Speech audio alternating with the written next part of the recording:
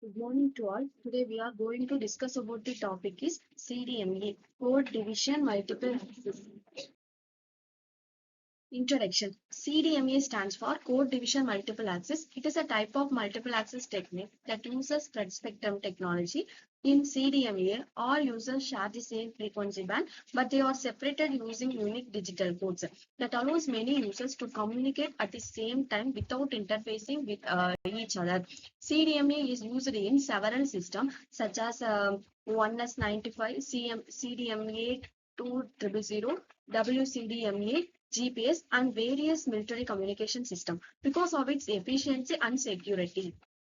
Next, we are going to discuss about this topic is spread spectrum principles. CDMA is based on the spread spectrum principle. This means that it uses wideband signals instead of narrowband signals. A normal narrowband signal is expanded using a high rate spreading code. By separating the signal over a wider bandwidth, CDMA become more resistant to interference. Another advantage is that spread spectrum signals appear like noise to unintended users. This improves security and gives anti-jamming benefits, making CDMA useful in military and secure communication. Spreading code. CDMA uses spreading code to separate different users on the same frequency. First, we have PN codes, which means piezo noise codes. These codes look like a random noise but are actually known patterns used for separating the signals. Next, we have voice codes, which helps maintain orthogonality. This means signal due to interfere with each other. We also use gold codes, which have very low cross correlation. That means the changes of confusing one user signal with another is very low. Code transmitter. First, the source data is processed using channel coding to protect it from errors. Then we use interleaving, which rearrange the bytes so that burst errors do not damage the message. After that, the data is multiplied with the spreading code. This spreads the signal over a wide bandwidth. The transmitter then uses BPSK and QPSK modulation, and finally the signal is upconverted to a ratio frequency for transmission. So the key steps are coding, interleaving, spreading, modulation, transmission. At the receiver side, the first step is down conversion from ratio frequency to baseband. Next, the receiver performs code synchronization.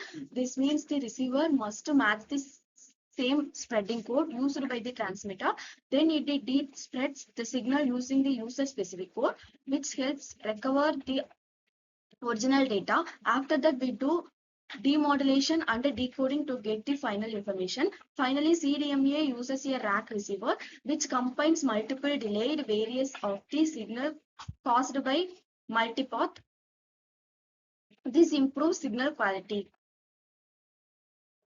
Rack receiver is a special type of receiver used in CDMA system. It uses multiple correlation, also called fingers, to capture different multipath signals. In wireless communication, the signal reaches the receiver through many paths because of reflection. The receiver collects all these paths and combines them using a technique called maximal ratio combining. By combining multiple versions of the signals, it improves the overall signal strength and reduces fading. This is one of the biggest advantages of CDMA technology. Power control is very important in CDMA system. It helps prevent the near fall problems where the nearby user's strong signal can overpower weaker signals from users who are far away. Power control ensures that all users and signals with nearly equal power to the base stations. There are two types of power control: open loop power control, closed loop power control. CDMA capacity mainly depends on interference levels. Signal all users share the same frequency. Adding more users increases interference. Higher interference reduces number of users the system can support. However, CDMA uses processing gain, which helps increase capacity by spreading the signals. So the system capacity is balanced between the number of users and the interference they create.